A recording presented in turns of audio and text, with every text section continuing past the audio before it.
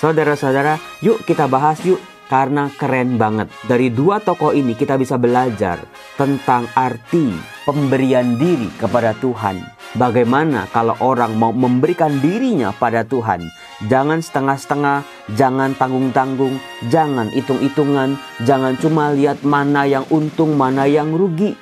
Salam damai sejahtera saudara-saudaraku yang terkasih, pencinta firman Tuhan. Berjumpa kembali dengan Bible Learning with Father Joseph. Saudara-saudaraku yang terkasih, bagaimana kabar Anda hari ini? Saya berharap semoga hari ini betul-betul kita mengalami sukacita sejati. Ketika kita memberi kebaikan kepada orang-orang di sekitar kita hari ini. Tuhan membalasnya dengan rahmat sukacita juga yang mengalir dari surga untuk kehidupan kita. Saudara-saudaraku yang terkasih, saya pernah mengatakan bahwa ternyata dalam hidup Kristiani, Tuhan Yesus tidak mengajarkan apa yang harus kita dapat, apa yang harus kita peroleh, apa yang harus kita capai dalam hidup. Segala hal-hal materi yang ditawarkan oleh dunia, ternyata bukan itu. Hidup Kristiani dinilai dan diukur dari bagaimana apa yang bisa kita berikan kepada sesama orang-orang di sekitar kita. Yang namanya rahmat adalah pemberian yang kita terima dari Allah. Jangan biarkan pemberian itu berhenti menjadi milik kita saja. Harus kita berikan juga kepada sesama. Saudara-saudara, perlu dicatat ketika saya berbicara soal rahmat, soal kebaikan, soal apa yang bisa kita berikan kepada sesama, saya sedang tidak berbicara melulu soal uang. Tidak, saudara-saudara, karena hidup manusia yang bisa kita berikan tidak hanya soal uang. Jangan terjebak di sini. Dalam video kali ini, saya akan mengangkat dua figur yang berasal dari dua generasi yang sangat berbeda yang diceritakan dalam bacaan-bacaan di minggu terakhir, minggu biasa sebelum nanti kita memasuki masa Advent. Bagaimana kita akan ditemani di hari Senin oleh bacaan-bacaan dari kitab Daniel. Nanti di sepanjang minggu ini kitab Daniel luar biasa bagus saudara-saudaraku. Nah, nanti di bacaan Injil ditampilkan satu tokoh. Ternyata inilah tokoh terakhir yang diceritakan oleh Injil Lukas sebelum Yesus memasuki masa sengsaranya. Yaitu bisa kita lihat di Lukas bab 21. Tokoh terakhir yang betul-betul ngerti, yang betul-betul bisa memahami, yang betul-betul bisa menangkap ajaran Yesus. Betul-betul tokoh ini meskipun dia bukan siapa-siapa, tapi oleh Tuhan Yesus diangkat menjadi teladan yang luar biasa. Tokoh ini seolah-olah merangkum semua tokoh-tokoh yang sudah diceritakan sampai di Lukas bab 21. Dan juga ternyata tokoh inilah yang menjadi teladan juga buat kita, murid-murid Tuhan, memasuki masa sengsaranya, wafatnya, kebangkitannya. Tokoh ini menjadi teladan. Yaitu siapa lagi kalau bukan tokoh janda miskin yang memasukkan uang 2 peser ke peti persembahan di bait Allah. Saudara-saudara, yuk kita bahas yuk karena keren banget. Dari dua tokoh ini kita bisa belajar tentang arti pemberian diri kepada Tuhan. Bagaimana kalau orang mau memberikan dirinya pada Tuhan? Jangan setengah-setengah, jangan tanggung-tanggung, jangan hitung-hitungan, jangan cuma lihat mana yang untung, mana yang rugi. Jangan cuma untung mana yang enak, mana yang gak enak, mana yang menyenangkan atau tidak menyenangkan. Dua tokoh ini betul-betul mengajak kita untuk melampaui. Hidup itu bukan soal keinginan. Hidup itu bukan soal kesenangan. Hidup itu bukan soal kebutuhan. Tetapi ada sesuatu yang sangat tinggi di atas segala-galanya itu, yaitu Tuhan sendiri. Saudara-saudara, hati-hati dengan apa yang kita butuhkan. Hati-hati dengan apa yang kita inginkan. Hati-hati dengan apa yang kita kehendaki. Hati-hati. Materi-materi, hal-hal yang selama ini kita pikir kita bakal bahagia nih kalau kita punya ini, punya ini, punya ini. Hati-hati. Karena apa? hal-hal yang mudah, hal-hal yang instan, hal-hal yang enak, hal-hal yang menyenangkan, belum tentu betul-betul aslinya itu menyenangkan. Betul-betul aslinya itu memang baik. Karena apa? Seringkali itu semua dibungkus dengan hal-hal yang baik di awal. Sehingga kita seringkali tertipu. Persis seperti seekor tikus kecil. Tiba-tiba dia masuk ke sebuah tempat seperti ini yang berisi dengan gandum-gandum yang penuh. Lalu tikus itu, karena melihat, waduh luar biasa, aku punya makanan yang berlimpah. Lalu dia masuk ke situ, dia tinggal di situ. Ketika gandumnya masih penuh, dia tidak pernah berpikir dia bisa keluar atau tidak nanti. Pokoknya dia menikmati, dia tinggal di tempat itu. Sampai-sampai saudara-saudara, dari sedikit gandum yang dia makan, badannya makin gemuk, lalu juga gandumnya makin lama makin berkurang. Sampai akhirnya gandumnya menyentuh bagian dasar dan tikus kecil itu terjebak di dalamnya, tidak pernah bisa keluar lagi. Hati-hati dengan jebakan kekayaan. Bukannya gandumnya jelek, bukan. Gandum dibutuhkan untuk hidup. Bukannya uang, materi, makanan, kesenangan itu bukannya jelek. Tetapi kita diajak untuk hati-hati terhadap yang namanya jebakan-jebakan itu. Kalau kita udah hanyut, kita udah betul-betul tergantung sama material-material itu, sulit sekali buat kita untuk keluar dari situ.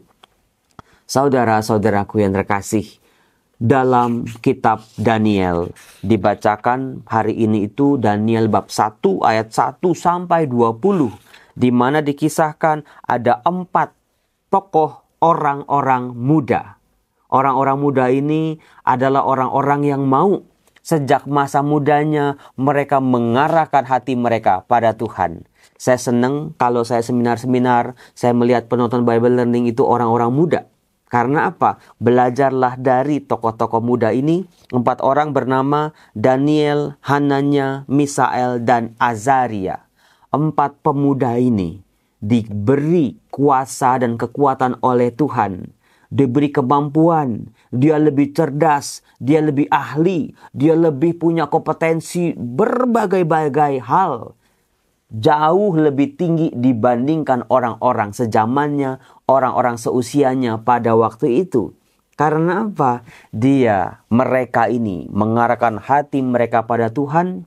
Mereka betul-betul konsisten. Mereka betul-betul setia dan taat pada perintah-perintah Tuhan.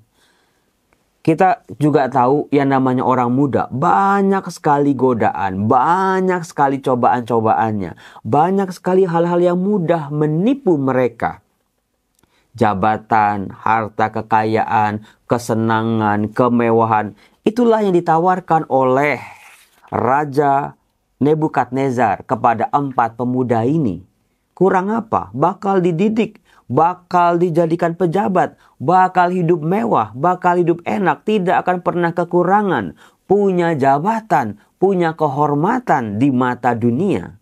Tetapi apalah artinya kalau untuk mencapai itu semua mereka harus melanggar perintah Tuhan. Ini yang tidak mereka kehendaki. Mereka mencoba untuk disuruh kasih makanan-makanan yang sudah disediakan oleh raja, makanan terbaik. Tetapi waktu itu orang Yahudi tidak diperkenankan memakan makanan haram. Maka dari itu mereka minta, beri aku sayur-sayuran. Dan mereka makan sayur-sayuran selama 10 hari. Meskipun di mata dunia saudara-saudara, aduh orang yang makan sayur sama orang yang makan daging pasti kuat, pasti hebat yang makan daging lah. Tetapi Tuhan menunjukkan kuasanya. Setelah 10 hari mereka makan sayur-sayuran, mereka membersihkan diri mereka dari hal-hal yang kotor. Mereka jauh lebih unggul. Maka anak-anak muda, hati-hati dengan apa yang kita makan, hati-hati apa yang kita minum. Makanan-makanan manis itu kan enak-enak semua. Minuman-minuman manis, boba, es krim, segala hal itu minuman berkaleng. Itu semua memang enak, apalagi kalau kita haus. Tetapi saudara-saudara ingat, gula itu bahaya. Maka bukannya boleh atau nggak boleh. Bagaimana manusia harus mengatur dirinya, kebutuhan tubuhnya. Betul-betul menjaga kesehatannya dengan apa yang dia makan, apa yang masuk ke dalam mulutnya. Karena itu sangat mempengaruhi. Mungkin tidak sekarang, Romo, saya ini minum Coca-Cola setiap hari, Romo. Saya makan es krim setiap hari, Romo. Saya makan soto Betawi setiap hari. Mungkin nggak sekarang karena masih muda. Tapi nanti, pelan-pelan, kalau udah kena diabetes, kalau udah tubuhnya rusak, udah nggak bisa lagi diapa-apain. Itu hati-hati, saudara-saudaraku. Nah, dalam bacaan Injil kita bisa melihat bagaimana ya, ternyata generasi yang lain. Kalau 4 orang muda dari generasi muda di dalam kitab Daniel, sementara di dalam bacaan Injil generasi tua.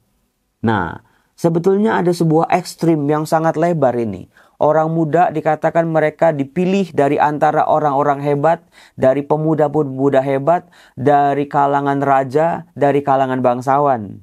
Lihat, ekstrim yang lain adalah dalam perjanjian lama, justru Tuhan Yesus mengambil tokoh yang mungkin tidak pernah ada di pikiran orang lain, orang-orang sejamannya, bahwa tokoh ini kok bisa dijadikan teladan.